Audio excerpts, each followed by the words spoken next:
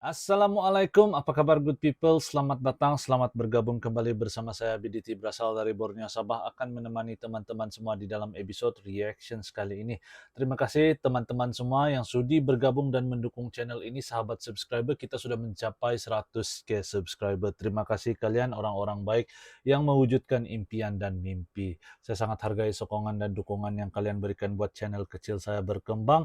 Dan di kesempatan hari ini, good people, kita akan buat sebuah reactions video daripada channel Indo Magazine. Dan judul daripada video ini pula adalah Tegas, Republik Indonesia tolak permintaan IMF hapus larangan ekspor tambang. UIE disebut lepas mirage di atas 2026. Nah, itu judul daripada video yang akan kita buat reactions, good people. Pertimbangkan untuk subscribe channel Indo Magazine. Link asli dari video ini akan saya letak di description box di bawah. Kalian boleh pertimbangkan untuk subscribe. Jangan lupa buat bergabung dan dukung channel ini.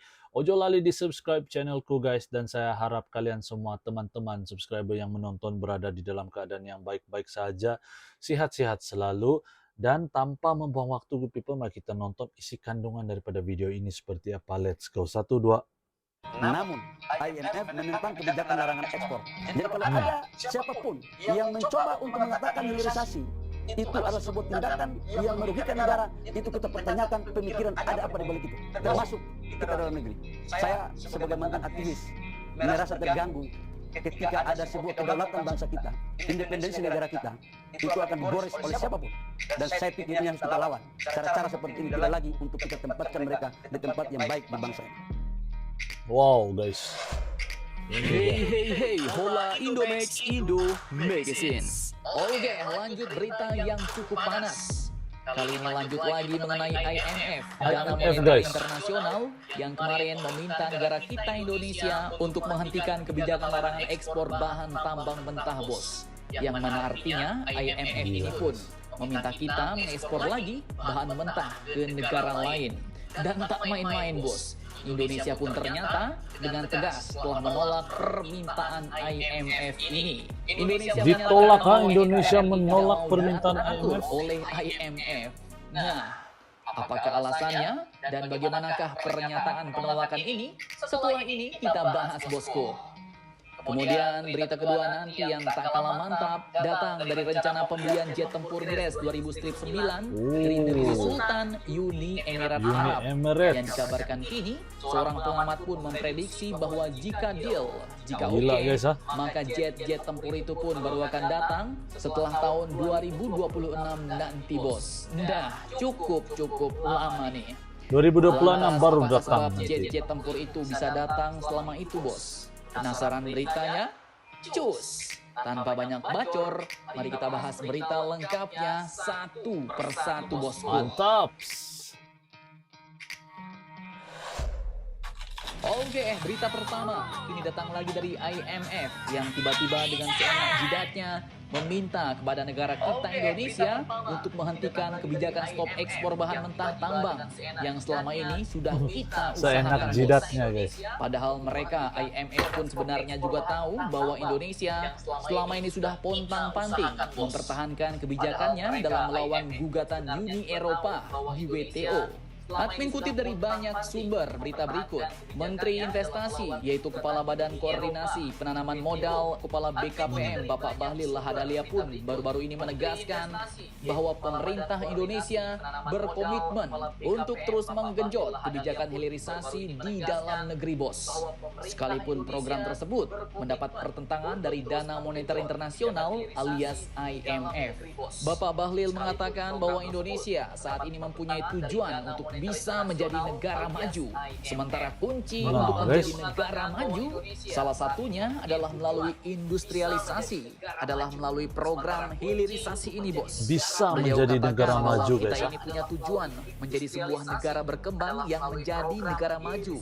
Bukan hanya dari pendapatan per kapita, itu hanya satu syarat, bos. Tapi syarat lainnya adalah industrialisasi, ujar beliau saat konferensi pers 30 Juni 2023 kemarin, bos. Nah, satu lagi perlawanan yang cukup sangar.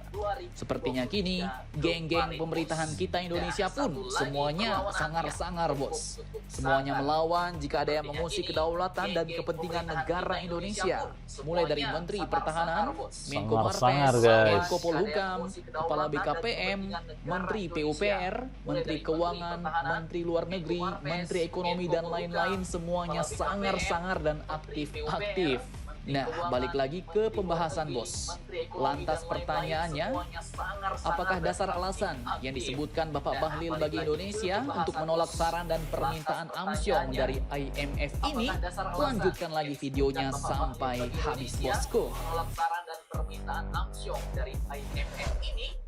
Oke, pada awalnya IMF pun berpendapat bahwa kebijakan larangan ekspor biji nikel ini bisa menimbulkan kerugian bagi penerimaan bangsa Indonesia dan berdampak negatif bagi negara lain, bos.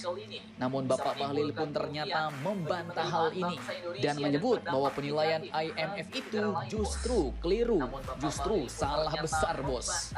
Ia mengungkapkan bahwa dulu sebelum kebijakan larangan ekspor diberlakukan, nilai ekspor biji nikel Indonesia Salah pada besar, periode guys, ah. 2017 hingga 2018 pun hanya sebesar 2,3 miliar US dollar. Namun begitu Indonesia mulai menjalankan program hilirisasi nikel, nilai ekspor produknya pun bisa mencapai 10 kali lipat atau sekitar 30 miliar US dollar sampai akhir tahun 2022 kemarin, bos. Sungguh-sungguh gebrakan dan peningkatan yang sangat-sangat tajam. Bayangkan, kenaikannya pun bukan hanya 2-3 kali lipat, tapi peningkatan hasil ekspor Indonesia ini pun bisa mencapai Besar dia 10 punya kali peningkatan, lipat. guys. Sangat Dan besar. nilai tambahnya pun banyak, bos. Tak cuma dari segi pendapatan negara, namun lapangan kerja pun 10 juga sudah kali bertambah lipat. banyak. Bahkan adek Mimin sampai ikut kerja ke smelter nikel di Halmahera, Kepulauan Obi sana, bos. Dampaknya sangat-sangat terasa. Namun kini IMF, orang asing itu malah tiba-tiba mau menjegal laju kebangkitan ekonomi kita Luar Indonesia biasa. ini dengan cara meminta menghentikan larangan ekspor bahan tambang nikel dan lain-lain.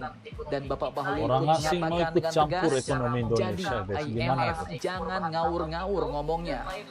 Karena dengan hilirisasi ini, surplus neraca perdagangan Indonesia sampai 25 bulan. Dan neraca pembayaran perbaikan Jangan terhadap ngawur-ngawur, hilirisasi guys, ya. adalah karena hilirisasi, ujar beliau.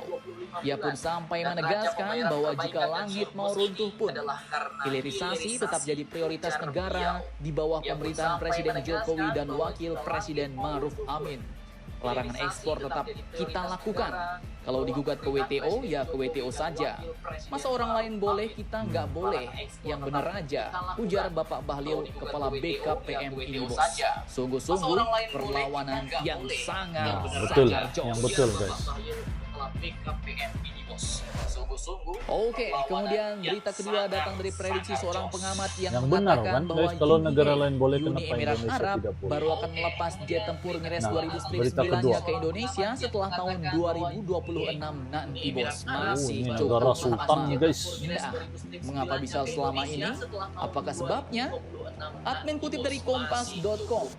Seorang pengamat militer dan pertahanan dari Semar Sentinel, yaitu Bapak Alman Helfas Ali, memprediksi bahwa Uni Emirat Arab baru akan melepas jet tempur Ngres 2009-nya ke Indonesia setelah tahun 2026. Artinya 2026 ke atas, bos. Bisa tahun 2027, 2028, ataupun bahkan 2030.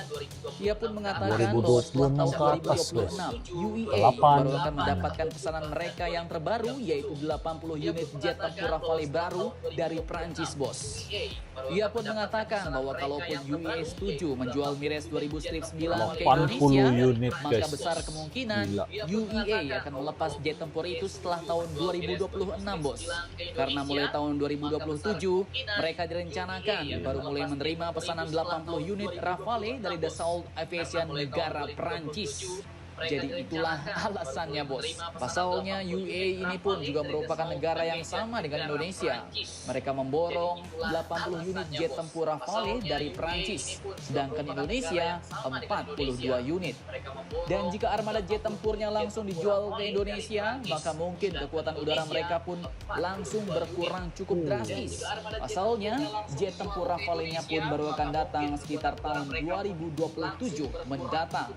Nah, jadi bagaimana menurut kalian? Jangan lupa komentar, tetaplah kalian barbar dan jangan santuy terus demi Indonesia maju. Salam 2027 Indomax nanti ya. Indo Magazine.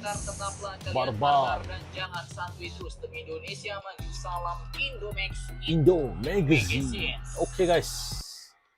Nah, jadi demikian berita yang baru kita nonton bareng guys. Yang paling bikin kaget tadi guys ialah negara lain tuh mau sibuk-sibuk sama Indonesia karena melarang hilirisasi itu. Dia bilang akan membuatkan ekonomi macam mengancam ekonomi lain lah gitu. Tapi kalau negara lain bisa buat hilirisasi, melarang barang ekspor, kenapa Indonesia tidak, guys? Nah, itu dia punya pertanyaan, guys. Apa pendapat kalian dengan video yang kita baru nonton kali ini? Silakan komen di ruangan komen di bawah, good people. Terima kasih karena menonton dan saya rasa sampai di sini saja video saya pada kali ini. Kita akan jumpa lagi di video yang akan datang. Salam santun, damai, dan salam silaturahmi. Assalamualaikum, good people. Salam Santara.